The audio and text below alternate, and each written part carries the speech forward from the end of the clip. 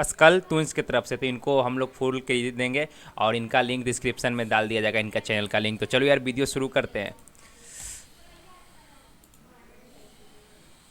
एक सेकेंड भाई, school Toons भाई इनका चैनल का नाम है। महेश कंधे पर बैग टांगे गांव के पास वाले जंगली रास्ते से गुजर रहा था। ओ उसके हाथ में एक चिट्ठी थी जिसको पढ़ते हुए वो अपने कदमों को आगे बढ़ा रहा था। एक चौराहे पर आकर वो रुका। यहाँ से कहाँ जाना है भाई? उसने चिट्ठी को पढ़ा। चौराहे पर पहुंचकर डाकघर जाने वाला रास्ता पकड़ लेना। भाई ये डाकघर का भूत अस्तूरी है, मैं पहले ही बोल दे रहा हूँ, ये डाकघर का भूत अस्तूरी है। तो चलो आगे देखते हैं। और उसी तरह आप डाकघर पहुंच जाएंगे। ओ ये बंदा वाह। डाकघर जाने का चक्कर में। डाकघर वाले रास्ते पर आगे बढ़ना है, लेकिन डाकघर का रास्ता कौन सा है ये तो लिखा ही नहीं। ओ, ये तभी उसने देखा कि एक रास्ते पर एक बोर्ड लगा है जिसमें लिखा हुआ है पोस्ट ऑफिस। जिस पर डाकघर का रास्ता बताया गया है। शुक्र है भगवान का, वो उसी रास्ते पर आगे बढ़ गया। तकरीबन 15 मिनट चलने के बाद उसे जंगल के बीच एक डाकघर नजर आया। फाइनली मिल चुका है यार इसको पोस्ट ऑफिस। तो देखना भाई लगता इसमें क्या है डरावना है। यही है। डाकघर के बाहर एक आदमी खड़ा हुआ था। क्या आप ही नए डाक बाबू हैं? जी हाँ, सही पहचाना। ओ ये पोस्टमैन है यार, मतलब न्यू इसका ज्वाइनिंग हुआ है, तो ये आया है उसी को खोजते हुए। मेरा नाम महेश है। ओ, मेरा यहाँ डाक बाबू के लिए पोस्ट किया गया है। ठीक है साहब, ये डाकघर है और मैं आपका शागिर्द राजू। अब आप अंदर जाइए, मैं सुबह आपका नाश्ता ले आऊँगा। अरे ऐसा कैसे हो सकता है? आप मेरे शागिर्द हैं, ये आपकी ड्यूटी है। आप मेरे साथ नहीं रहेंगे तो कौन रहेगा?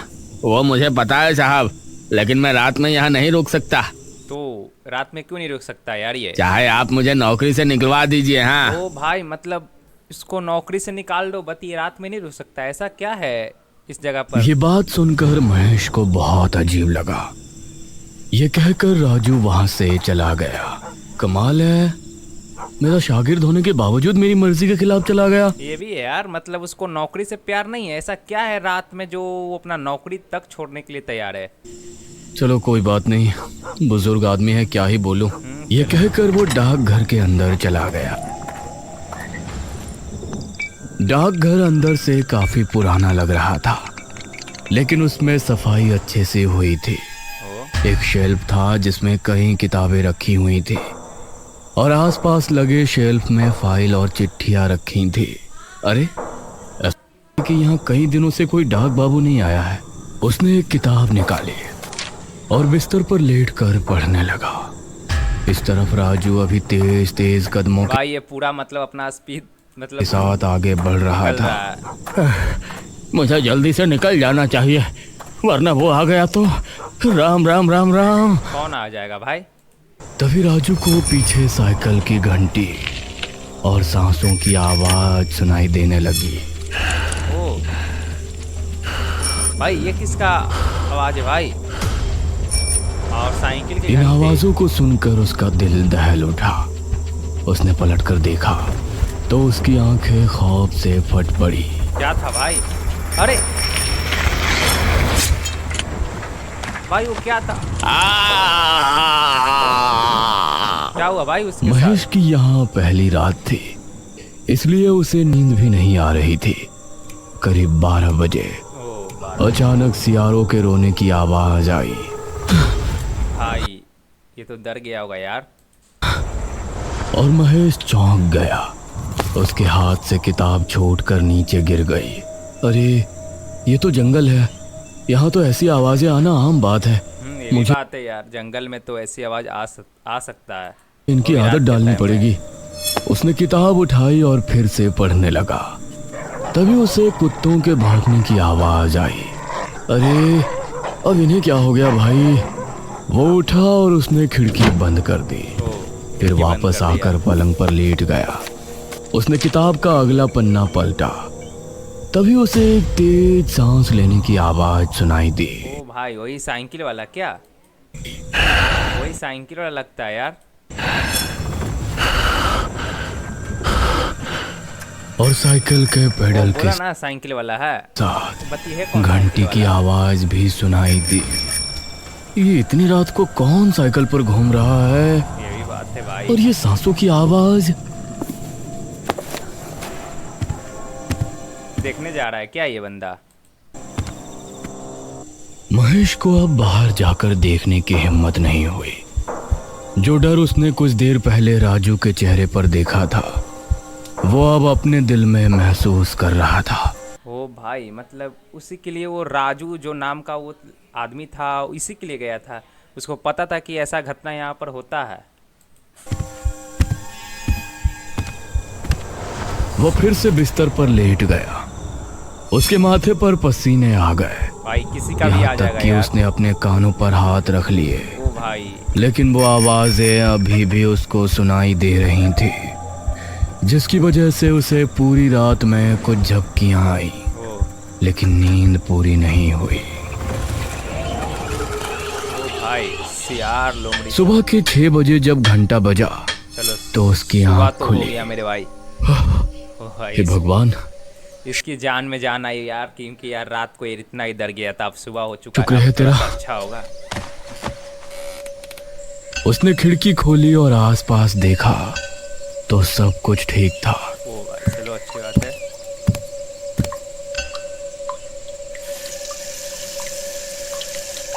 उसने अपना चेहरा धोया और डाकघर से बाहर निकला। इस राजू को अब तो आ जाना चाहिए था। अभी तक आया चलो नहीं है थोड़ा टहल कर देखता हूँ यहाँ आसपास क्या है। लगता है चाय भी किसी दुकान पर पीनी पड़ेगी। महेश टहलने निकल पड़ा। उसने पाया कि जंगल में साफ सुथराई का इंतजाम अच्छा नहीं है। यार। ओ वो टहलते हुए सड़क पर निकल आया और उसे एक चाय की टपरी नजर आई। जी नमस्ते भाई। नमस्ते साहब। मेरे को तो लगा यहाँ पर कोई चाय वाला भी नहीं होगा। चलो कोई अच्छी बात है, एक चाय वाला तो मिला यहाँ पर। इस गांव के तो नहीं लगते, कहाँ से आए हैं? सही पहचाना चाचा, मैं वो डाकघर का नया बाबू हूँ। ये सुनकर वहाँ मौजूद सभी लोग महेश को घूरने लगे। ऐसा क्या है यार वो डाकघर में? क्या आप उस डाकघर के बाबू हैं? क्या आप रात को वहाँ रुके थे? ये सुनकर महेश को अजीब लगा। हाँ, अब वहाँ पोस्ट हुआ है तो दिन हो या रात, रुकना मुझे तो पड़ेगा ही है ना। ठहरना तो पड़ेगा। यस। इसमें इतनी हैरानी वाली कौन सी बात है? अरे नहीं नहीं कुछ नहीं, आपको कोई परेशानी नहीं है तो ठीक है, वरना हमने तो यही देखा है कि जो भी डाक बाबू आता है वो या तो रात को रुकता नहीं, और रुकता है तो अगले दिन भाग जाता है। ओ ऐसा क्या यार? और वो साइकिल वाला था कौन? चाय वाले की बात सुनकर स्क्वाड अब डर लग महेश रहा को होगा यार। राजू की बात ध्यान आई। कैसे वो भी वहां रुकने को तैयार नहीं था।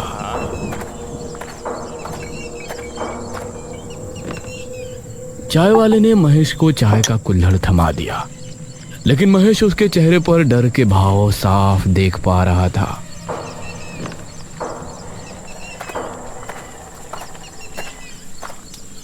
महेश चाय पीकर वापस डाकघर आया तो उसे एक फोन आया।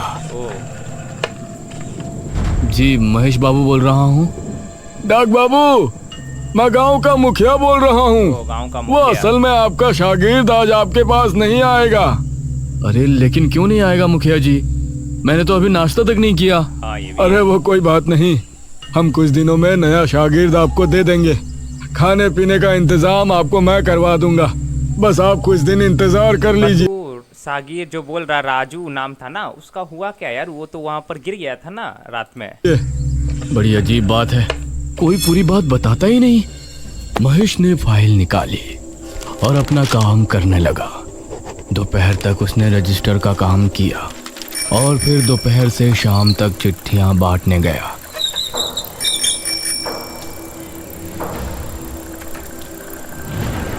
फिर से रात हो चुका है मेरे भाई, और इस बार देखते हैं भाई क्या होता है रात में। फिर से वो डरावनी आवाज आएगी क्या साइकिल वाला? रात के समय आज डाकघर को देखते हुए उसकी सांसें तेज हो रही थी। आप भी यार डर उसने तो लगेगा भगवान ना। का नाम लिया और डाकघर के अंदर चल दिया।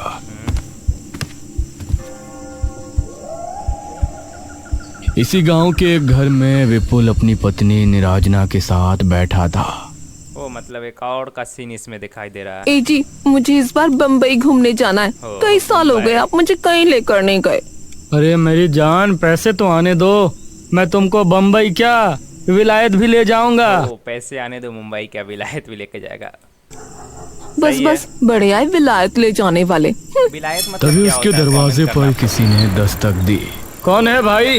बाहर से साइकिल की घंटी की फिर आवाज से वही साइकिल की घंटी की आई आवाज। और कोई बोला, डाक बाबू। अरे ये डाकिये रात में भी आने लगे। विपुल उठकर दरवाजे पर गया तो सामने कोई नहीं था। यार कहाँ गया वो? कमाल है, यहाँ तो कोई नहीं है। तभी उसकी नजर जमीन पर पड़ी तो वहां पर एक चिट्ठी था पड़ी यार थी। यहाँ पर। ये क्या, लगता है कुछ ज्यादा ही जल्दी में था। भाई लग तो रहा है, बट वो मेरे को कुछ गड़बड़ लग रहा है यार। वो डाकिया तो वो था ना, उसमें मुझे कुछ उसने गड़बड़ लग चिट्ठी उठाई और पढ़ने लगा। विपुल, मुझे पता है कि तुम्हारे घर की हालत इस समय ठीक नहीं है। रहा है। हाँ तुमको पैसों की सख्त जरूरत है हाँ, ये भी है, और बट तुम उसको पैसों कैसे के पता लिए चला? कुछ भी करने को तैयार रहते हो, ओ, यह भी मुझे पता है। हाँ तो उसको अरे, कैसे पता चला यार ये सब कौन बात? है ये जो मेरे बारे में इतना जानता है? वही तो। तुम्हारे लिए एक काम है। आज रात 1 बजे के समय डाकघर के पीछे वाले बरगद के पेड़ पर चले आना। मैं तुमको वहां मिलकर काम समझा दूंगा। भाई 1 बजे रात को वही बरगद के पेड़ के नीचे? भाई ये तो यार बरगद के पेड़ के नीचे यार तो भूत रहता है ना रात के टाइम पर, मैंने सुना है ऐसा। सिर्फ 1 दिन का काम है वो एक और दिन का उसके बस? तुमको पूरे 5,000 रुपए दूंगा। भाई एक ये दिन का पढ़कर काम विपुल का के इतना चेहरे पर पैसा मुस्कान छलक आई। किसी का भी आ जाएगा भाई, गरीबी है तो काम तो करना पड़ेगा ना। क्या हुआ, क्यों मुस्कुरा रहे हो? किसी की लुगाई का खत आया है क्या? ओ, अरे नहीं नहीं, एक काम आया है मेरे लिए, उसे कर दिया तो 5,000 रुपए आ जाएंगे एक ही दिन में।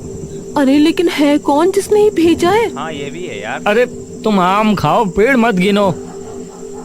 विपुल मुस्कुराया, उसने चिट्ठी को रख दिया और ये 1 बच घंटे चुका यार। बाद घर से निकला। अब जाएगा ये उसके बरगद के चेहरे पर पैर के मुस्कान थी, नीचे।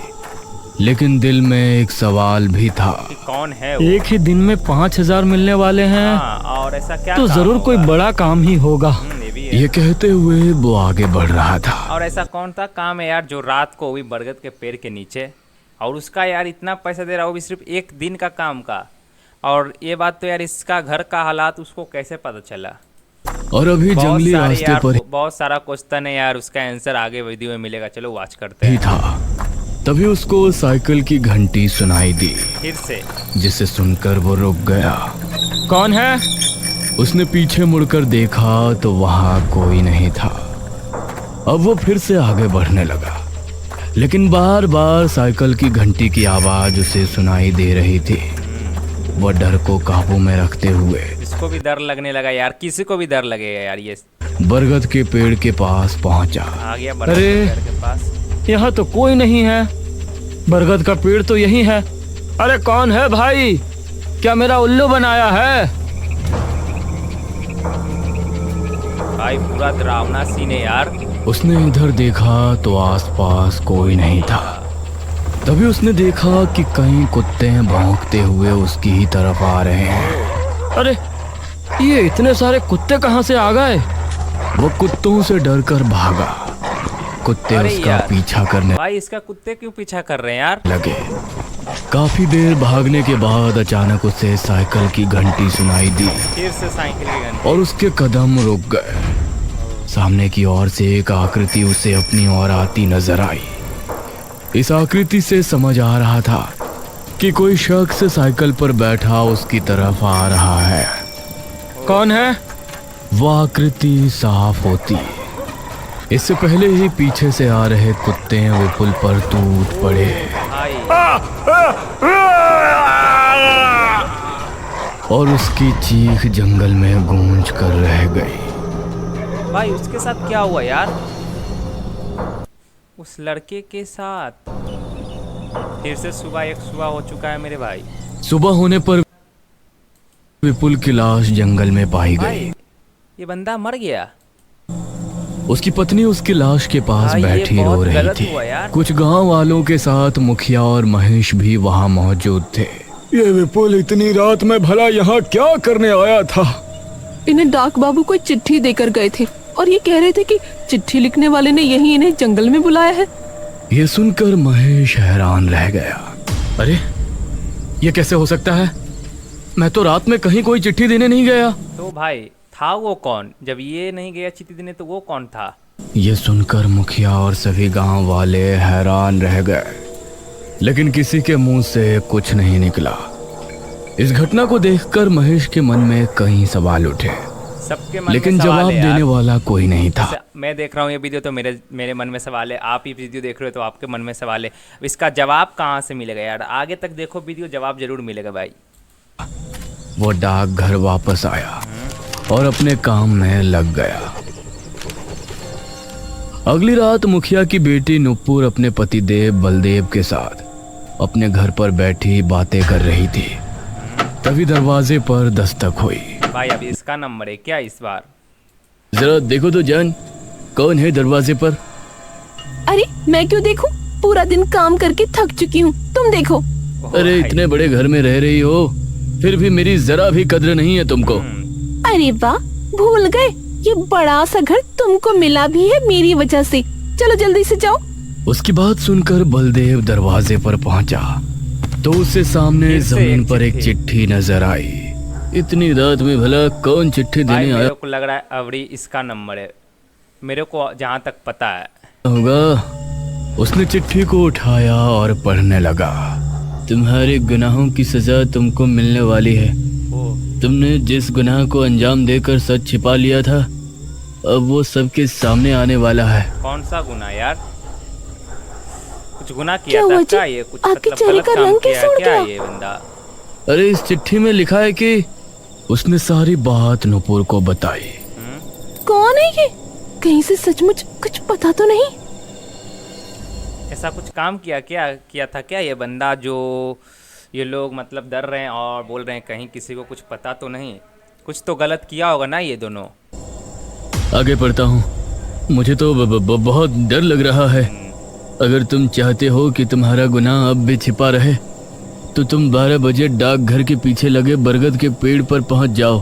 फिर से इसको भी बरगद के पेड़ के पास, बट इस बार इसको 12 बजे बुलाया जा रहा है और उसको बुलाया गया था कितना बजे? 1 बजे। वहां तुमको मिलूंगा, बाकी की बातें वहीं होंगी। हमें जाना होगा, ये जो भी है हमें इसको रोकना ही पड़ेगा। अब बलदेव नुपुर को लेकर घर से निकला और बरगद के पेड़ की तरफ रवाना हो गया। उसे कुछ ही दूरी पर डाकघर भी दिखाई दे रहा था। कौन है? क्या कोई मुझे सुन पा रहा है? तभी इन दोनों को साइकिल की फिर से घंटी साइकिल की सुनाई आवाज। दी। दोनों भाई ये ने साइकिल का चौंकते हुए झंझट देखा क्या है यार?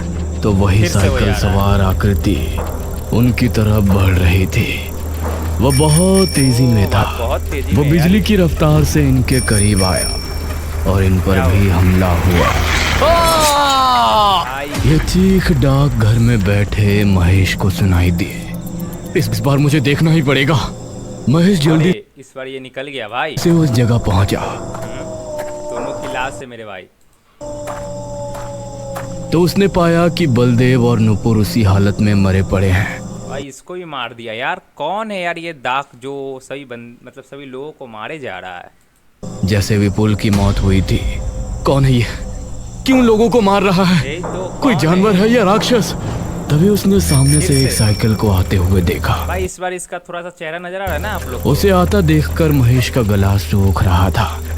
जैसे जैसे उसका चेहरा साफ होता गया तो महेश के दिल की धड़कन मानो ट्रेन के इंजन की तरह दौड़ पड़ी। महेश ने आगे कदम बढ़ाया लेकिन उसका पैर एक पत्थर से टकराया। महेश गिर गया और उसके सर पर चोट आने की वजह से बेहोश हो गया। ओ चलो ये तो बेहोश हो गया यार, और वो दोनों तो खत्म ही हो गए।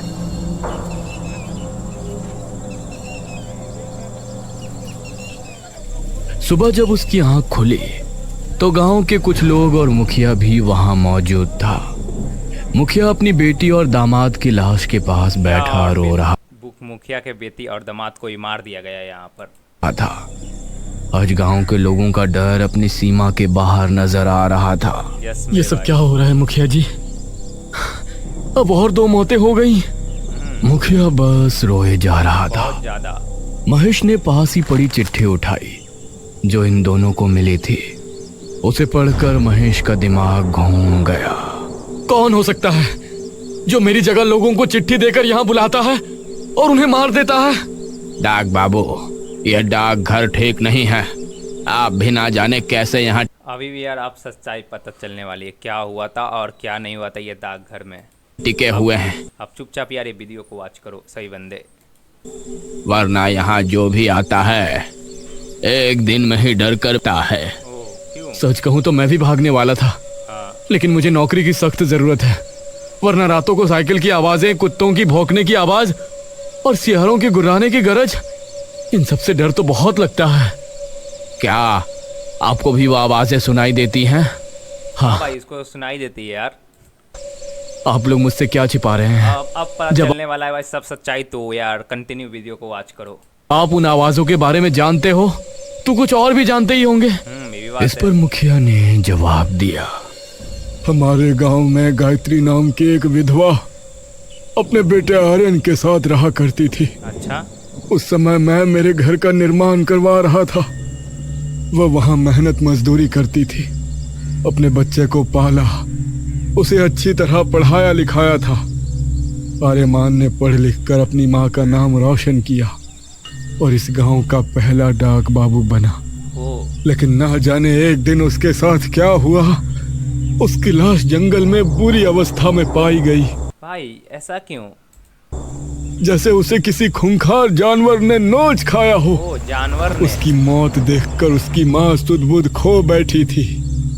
उसके बाद से जो भी डाक बाबू यहाँ आता है तो उसको साइकिल की घंटी सुनाई देती है और अजीब अजीब डरावनी आवाजें आती, और कोई भी डाक बाबू यहाँ एक दिन से ज्यादा नहीं ठहर पाया। यह सुनकर महेश की उत्सुकता और बढ़ गई और उसने तय किया कि आज रात वो पता करके ही रहेगा।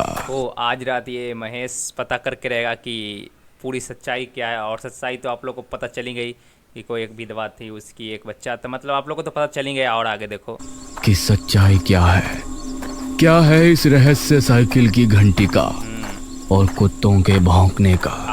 और आदमी को क्यों मार रहा है ये? आज रात हो चुका है भाई, और आज ही रात पता चलेगा क्या हुआ था और उस रात ऐसा मतलब ये क्यों हो रहा है, और ये साइकिल का राज्य के रहस्य क्या है और वो कुत्तों का रहस्य। रात हो चुकी है मेरे भाई।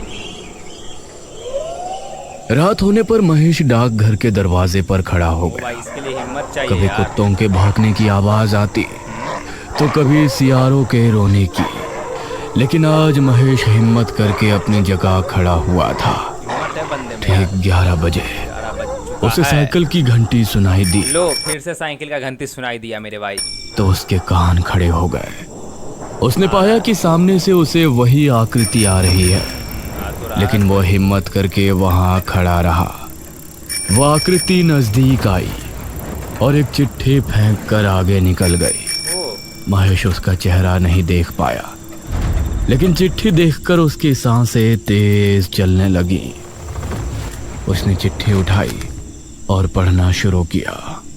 मेरा नाम आर्यमन है। मैं इस गांव का पहला डाक बाबू बनकर बहुत खुश था। अच्छा। और कई सालों की नौकरी के बाद मैंने पैसे जमा किए थे। अपनी पुश्तैनी जमीन बेचकर मैंने अपने कमाए हुए पैसे मिलाए और उसके बाद गांव का सबसे बड़ा घर खरीदना और उसके अंदर अपनी माँ को रहते हुए देखना मेरी ख्वाहिश थी। लेकिन वो घर मुखिया ने अपनी बेटी के नाम कर रखा था। मैंने मुखिया से उसे खरीदने की बात कही तो उसने मुझसे पैसे तैयार रखने को कहा। ये भी है। अगली रात मुखिया अपने दामाद बलदेव और एक आदमी विपुल के साथ डाकघर आया। मुखिया जी, मैंने कागजात बनवा लिए हैं। आप इन कागजात पर दस्तखत कर दें, फिर ये पैसे आपके और वो घर मेरा। मुखिया ने पहले पैसों की गिनती विपुल और बलदेव से करवाई। मुखिया जी, मेरे को लग रहा है ना ये मुखिया में ही कुछ गड़बड़ी है, मेरे को जहाँ तक पता है। आगे देखो। अब इन कागजों पर अपने दस्तखत कर दें। क्यों नहीं डाक बाबू? तभी मुखिया ने विपुल को इशारा किया और उसने मेरे सर पर डंडा मारा। ओ, वो घर मेरी बेटी के नाम है और वही उसमें रहेगी। यह सब नाटक तो मैंने तेरी जमीन के पैसे और तेरी जमा पूंजी हड़पने के लिए किया था। भाई ये सरपंच यार, मुखिया ना। इस गांव में मुखिया तो बहुत सबसे अमीर मैं हूँ और मैं ही रहूंगा। मुखिया और उन गांव वालों ने मिलकर मुझे बरगद के पेड़ के नीचे फिकवा दिया। ओ, इसलिए जब भी कोई डाक बाबू आता है तो मैं उसे अपनी कहानी सुनाने की कोशिश करता, क्योंकि मैं चाहता था कि मुखिया की और मेरे खून की हकीकत सबके सामने आए। यह खत पढ़कर महेश को मुखिया पर बहुत गुस्सा आया। भाई किसी को भी आएगा यार गुस्सा। बेचारा उतना मेहनत किया यार, और उसका जो सपना था वो भी पूरा नहीं हुआ, और उसका सब पैसा भी गया यार, और अपना ज़िंदगी से भी हाथ धो बैठा वो बंदा।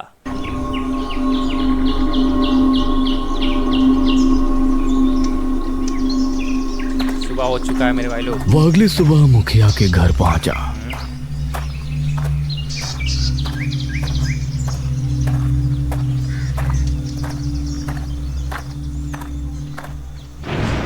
मुखिया जी, आपने जो आर्यमान के साथ किया था उसकी आत्मा ने मुझे सब बता दिया है। अरे अरे ये क्या बकवास कर रहे हो तुम? यार मुखिया को अगर तो अपनी भलाई चाहते हो तो आज रात डाकघर आ जाना। ओ, मैंने एक तांत्रिक को बुलाया है। वो तांत्रिक आर्यमन की आत्मा को कैद करके ले जाएगा और फिर इस गांव से उस आत्मा का खतरा हमेशा के लिए खत्म हो जाएगा। ये सही में ये आत्मा को साथ नहीं दे रहा और ये मुखिया का साथ दे रहा है, ये गलत है यार। आगे देखो। मुझे भी उससे तभी छुटकारा मिलेगा। यह सुनकर मुखिया के चेहरे पर मुस्कान छलक आई। ये हुई ना बात। मुखिया बहुत खुश हुआ। खुश तो होगा ही यार। अभी देखो आगे क्या होता है। रात हो चुकी है फिर से एक बार, और देखो क्या होता है मेरे और रात होने पर वो डाकघर पहुंचा। मुखिया आ चुका है यार डाकघर।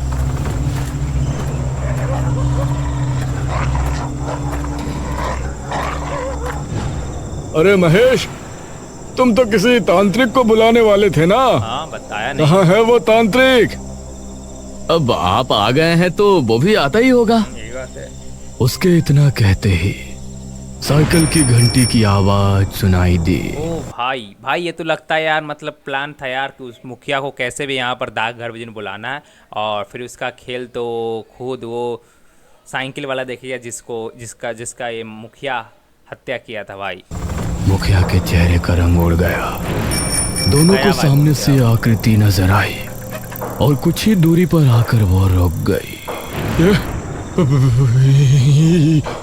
ये क्या है? तूने मुझे मारकर अच्छा नहीं किया मुखिया। अब मैं तुझे जिंदा नहीं छोड़ूंगा। भाई गया मुखिया यार। अरे ये क्या है महेश?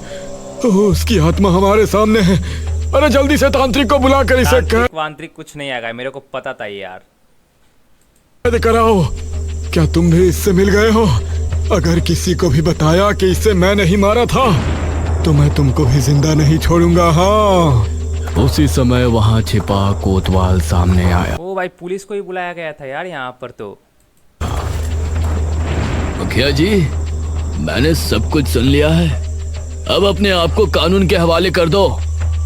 कोतवाल को देखकर मुखिया हैरान रह गया और भागने लगा। तभी आर्यमन की आत्मा ने उसे हवा में उठाया। ओ क्या बात है, छोड़ देगा क्या ऊपर जाकर? अरे और उसे बहुत ऊपर से ले जाकर छोड़ दिया। भाई गया भाई, ये तो बचना बहुत नामुमकिन है यार। खत्म। ज्यादा ऊंचाई से गिरने पर मुखिया की मौत हो गई। अब मेरी माँ को उस घर में पहुंचाना भी तुम्हारा ही काम है महेश। मैं जरूर करूंगा। अब उसकी माँ को ये महेश पहुंचाएगा उसी घर में जिसका वो उसका सपना था भूत का। सुबह हो चुकी है मेरे वालों, अब देखते मुखिया हैं। की जुल्मी कहानी गांव के सामने आई। वो सबको पता चल गया अब महेश के बयानों को लेने के बाद कोतवाल के जरिए आर्यमन की मां को उस बड़े से घर में रहने की इजाजत मिल गई। वो बहुत अच्छा हुआ उसे यार ये अपने तो। बेटे की मौत का गम था, लेकिन उसका सपना पूरा होने की खुशी भी थी। उसके बाद महेश अच्छे से अपने काम में लग गया।